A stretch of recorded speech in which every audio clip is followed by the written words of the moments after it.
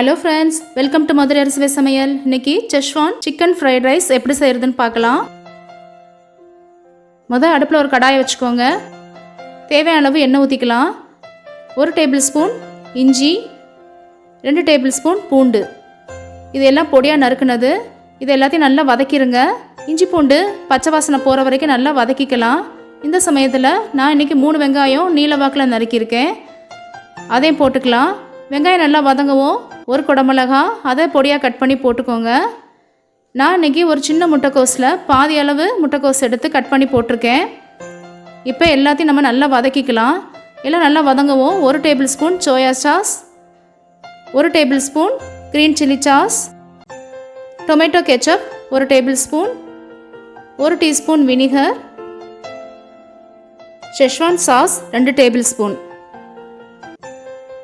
இப்போ இது எல்லாத்தையும் போட்டு வதக்கிடலாம். ஷெஸ்வான் சாஸ் எப்படி செய்கிறதுன்னா டிஸ்கிரிப்ஷனில் லிங்க் கொடுத்துருக்கேன். இப்போ இதெல்லாம் நல்லா வதங்குவோம். நான் 4 முட்டை எடுத்திருக்கேன். இப்போ அதை ஊற்றி நல்லா கிளறிக்கலாம். எனக்கு காரம் பத்தாததுனால நான் திரும்ப ஷெஸ்வான் சாஸ் 2 டேபிள் ஸ்பூன் சேர்த்துருக்கேன். தேவையான அளவு உப்பு போட்டுக்கலாம். இப்போ இது எல்லாத்தையும் நல்லா மிக்ஸ் பண்ணியாச்சு. இந்த சமயத்தில் நம்ம பொரிச்சு வச்ச சிக்கன் துண்டை சேர்த்துக்கலாம். சிக்கன் 65 வீடியோவும் நான் போட்டிருக்கேன், அந்த லிங்கை டிஸ்கிரிப்ஷன் பாக்ஸில் கொடுத்துருக்கேன், பார்த்துக்கோங்க. நான் இன்னைக்கு 400 கிராம் பாசுமதி அரிசி எடுத்திருக்கேன். இதை நல்லா அரை மணி நேரம் ஊற வச்சுட்டு அதுக்கப்புறமா சோறு வடிக்கிற மாதிரி வடித்து எடுத்துக்கலாம். இது வேகிறதுக்கு 5 to 6 நிமிஷம் தான் ஆகும். அதனால் கவனமாக சோறை பார்த்து வடிச்சிருங்க, அப்போ தான் சாதம் உதிரி உதிரியாக இருக்கும். 1 டேபிள் ஸ்பூன் மிளகுத்தூள், இது எல்லாத்தையும் நல்லா போட்டுட்டு மிக்ஸ் பண்ணி விட்டுறலாம். இப்போ நமக்கு ஹோட்டலில் கிடைக்கிற மாதிரியே செஷ்வான் ஃப்ரைட் ரைஸ் ரெடி ஆயிடுச்சு.